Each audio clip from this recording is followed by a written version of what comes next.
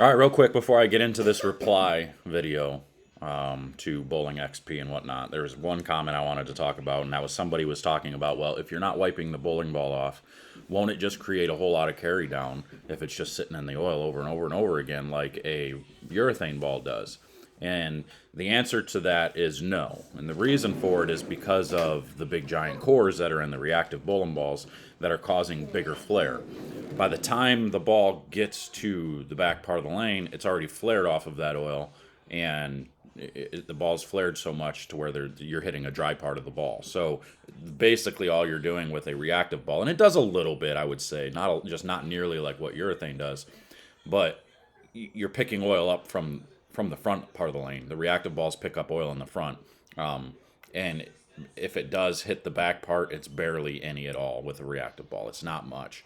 With the urethane balls, it does happen faster because those balls flare so much less, and so it doesn't flare off of that area in the back part as much as the reactive balls. So the reactive balls flare a ton. So the back part of the back flares, which we're going to talk a little bit about back flares here a little bit in this other video. The back flares don't have all that oil on them, which is when the ball is hitting the back part of the lane. Whereas a urethane ball is generally flaring pretty much in the real small, depending on the core, of course. Sometimes some of these urethane balls have big cores, and they won't affect the lane as much. Like purple hammers affect the lane quite a bit because they don't flare nearly as much. They've just got a real small core. But like a pink widow won't affect the lane as much. Those ones can flare a bunch. This new Zen U that I've been throwing the last couple of days, it won't affect the lane as much either. So just kind of keep that in mind a little bit, just real quick for there. So let's get into this other video. What's happening, y'all? So this is gonna be my last video on this topic, just because there's definitely some confusion here between Bowling XP here and I. He did a reply video, and I haven't gotten all the way through it. As you can see, I'm only 9 minutes in, and I'm already frustrated, and I'm trying not to be to where I'm like trying to beat up on anybody, of course, because maybe there's something that I don't understand here.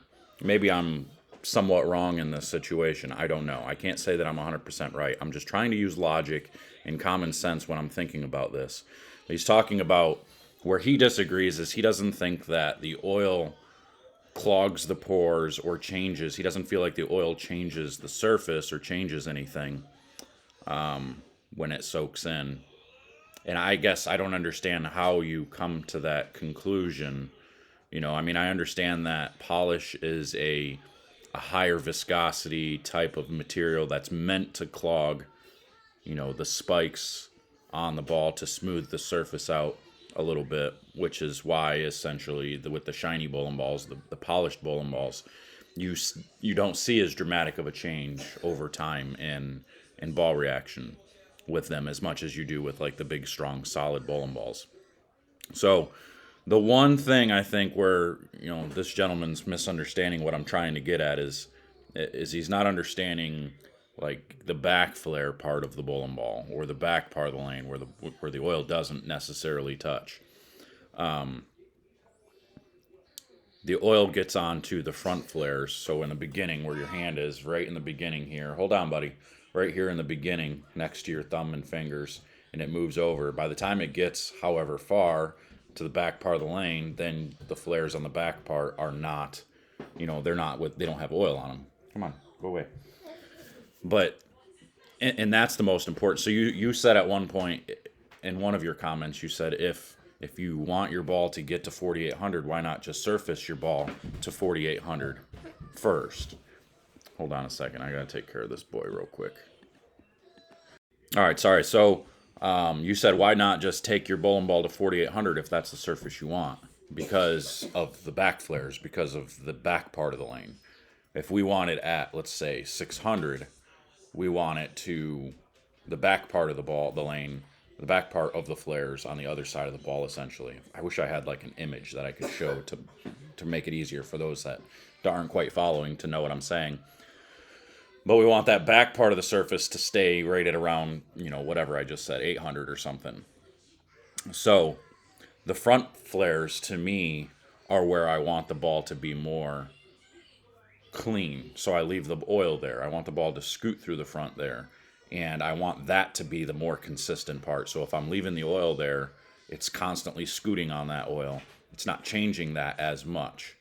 It gets to a more constant by having the oil on there. If I'm wiping it off, and I don't think you can disagree with me here. If I throw a shot and have all that oil, you know damn well these towels don't even get 90% of the oil off. I don't care what anybody says. I don't care what Ron Hicklin says.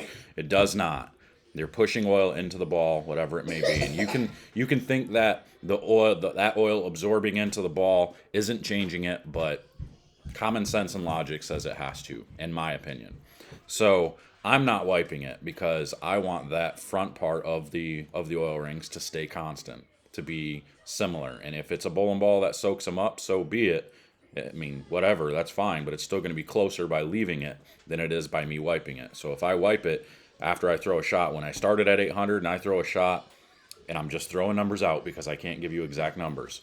But if I wipe it and then it brings it back to 1,000 instead of 800 because the oil doesn't come all the way off, you know damn well it changes. You know, each shot's going to be different, and you can call it whatever you want. You can call it the belts, you can call it, the friction on the lanes. Yeah, it's a combination of all of it, and the oil does play a part. Whether you want to believe it or not, the oil does play a part. Maybe it's not as much of a part as what I'm making it out to be, but it definitely plays a part. So if that oil sitting there makes it more consistent for me, then I'm going to let that oil sit there. Now, that is exactly why, like you mentioned the urethane, that is exactly why I do wipe my urethane ball, because that oil doesn't soak up in there, and I want that urethane ball to hook early as much as possible, because that's the whole idea behind urethane. Urethane bowling balls, it is easier for some reason to get the oil off when you have like a leather chamois or something, because it doesn't have time to soak it in, doesn't have time to smear it as much. So I say doesn't have time to soak it in because urethane doesn't soak it in anyway. They're not porous, like you said. So I guess I'm not really, the only confusion we have is you think that the oil doesn't affect the ball, or it doesn't change the RS and the RA values. I don't see how it can't. I mean, because it's still a fairly thick liquid that it doesn't just dissipate over, a few minutes. Some of it soaks into it, but others doesn't. And when it soaks into it, that doesn't mean it's gone. I mean, I guess maybe there's a study out there that shows that when the oil soaks into the ball, that the RS and the RA values haven't changed. Again, I'm going to get a surface scanner and test this to see. Maybe I am wrong. Maybe I could be wrong. I don't know. I don't know for sure. But I'm going to test it. I'm going to take a look. My buddy Billy has one of those ones where you set it up on there and you spin it, like Hicklin shows. He doesn't have one where you set it on it. He has the one that you spin the ball and it shows the RS and the RA values and all that. So I'm going to try and do that, and I'm going to try to show the track as much as possible, because that first initial, let's call it 3 to 4 inches of that flare is the most important part to me. As far as where the oil is, I want it to be in that part. And the back flare, again, that's where the surface I want is going to stay constant, because it's not hitting the oil. That's the back flare. That's hitting the back part of the lane, which I think when you're surfacing a bowling ball, that's really what you care about. Like, to me, for the most part, if I want a ball to be smoother, I'm going to have a lower grit. If I want it to be smoother in the back part where the back flares are, I'm going to use a lower grit to make it to where it doesn't, where the teeth actually blend it out and make it a little bit smoother. If I want it to be more jumpy, I'm going to use the higher grit, the 3,000, 4,000, and keep that back flare at that surface, because the oil doesn't get to that. The only thing that then affects that back flare are, the wheels, the friction on the lane, the pads in the back going through the ball return, stuff like that. So that's where you are correct, where that makes the biggest difference in there. So I think we agree more than we disagree that obviously this stuff changes everything. I'm going to go back through and watch the rest of your video, but I just wanted to make a comment on that. You said this is the main portion of where we disagree, was whether the oil that absorbs into the pores changes the RS and the RA value. I think it does. I'm going to do some testing to find out for sure. And again, I could be wrong. I don't know. We'll see. We'll find out. But I do appreciate your reply. And if you've got another reply, we can continue talking, but I'll watch the rest of your video and kind of go from there.